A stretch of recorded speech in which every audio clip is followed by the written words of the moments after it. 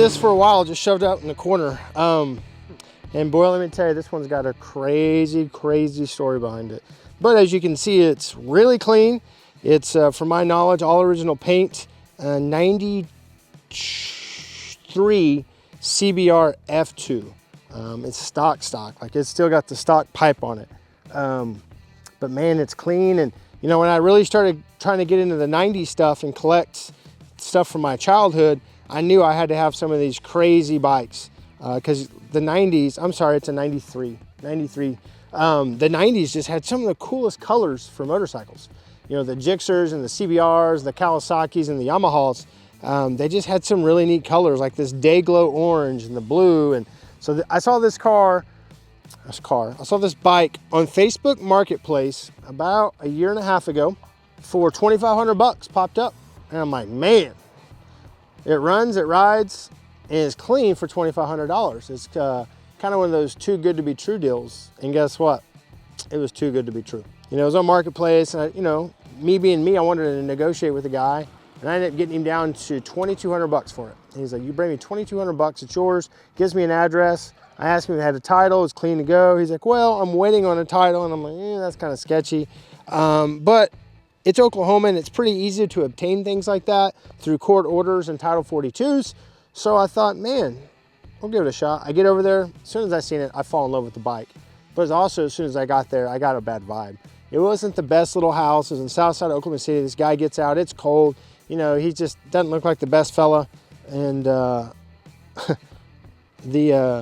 key here was banged out, and the guy had like a paint screwdriver, and you could tell he like used it to like stir paint. And that was that should have been my first sign to walk away from it, but I fell in love with the bike and I fell in love with the price. And you know, a lot of people have probably been in my shoes, and I took a chance and I bought it. And I called a buddy who was a cop, and I had him run the VIN, and it came back clean. And so I was like, okay. So I gave him the money and I rode off.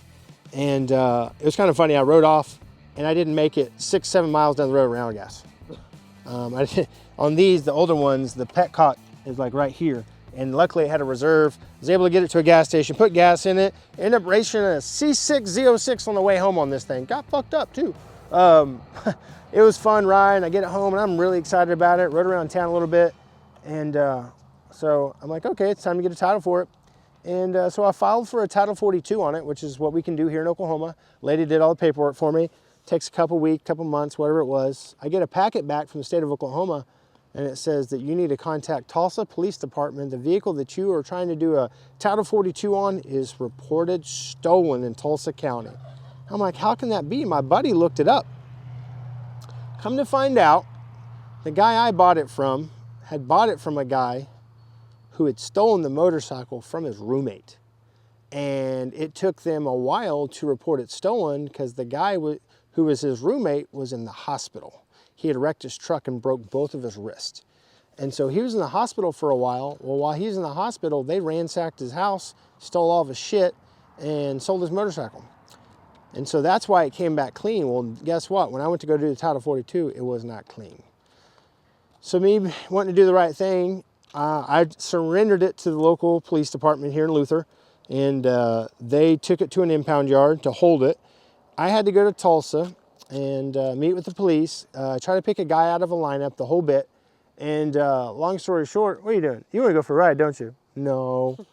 Long story short, I did that, didn't ID the guy that I bought it from. But the guy who originally had his bike stolen was out of the hospital. He wanted his shit back, rightfully so. But I wanted the bike because I was already committed to this deal, a couple, $2,000 or whatever. Well, he wanted an unrealistic number. He wanted $7,000 for it. I just didn't think it was worth it because he had just bought it from a dealership in Texas, and he had actually never registered it in Oklahoma. So it was still registered to the dealer in Texas. So it was a real messy deal. Long story short, I ended up having to pay him. I think I paid him $5,000. So I'm in this bike for over $7,000 now, and it's probably not worth it. But to me, I was already committed. I'd already went through all the hassle and the headache on it, and I really wanted this bike because it's not every day you see a 93 CBR F2 that's this clean. So that's the story on how I got my 93 CBR F2. The great thing about it, it's an old carbureted bike, and it starts up every time. and runs like a new bike. It's not fast by today's standards by no means, but it's really cool. It runs great. You still get the experience of the cold, cool wind on your face, you know, the open road feeling, and the bike's a 600, so it handles good. We put brand new rubber on it, new brake pads on it, and it's just a time capsule. So we're gonna go take it for a ride so you can kind of hear some of these 90s carbureted bike sounds, and be sure to leave us a comment, and I hope you guys enjoy the video.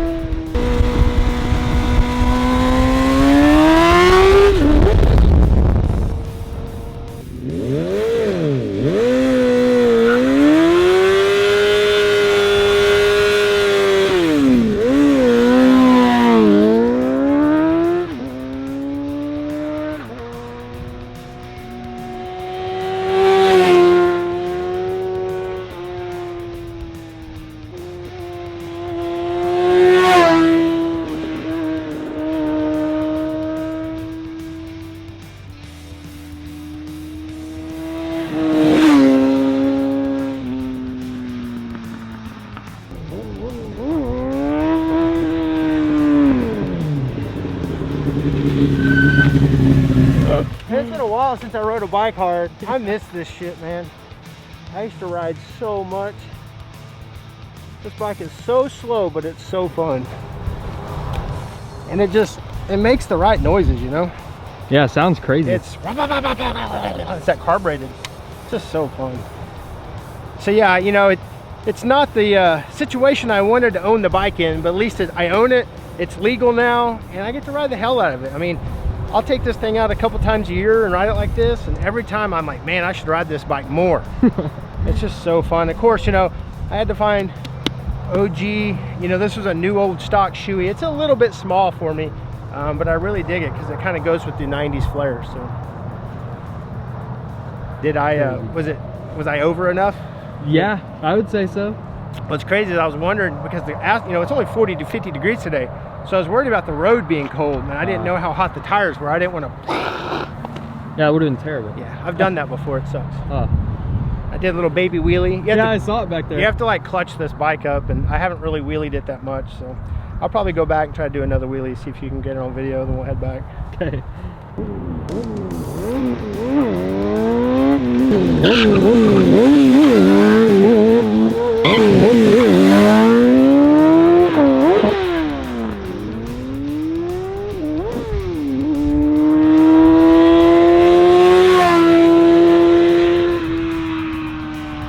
So yeah, this is my 1993 CBR F2 600cc bike.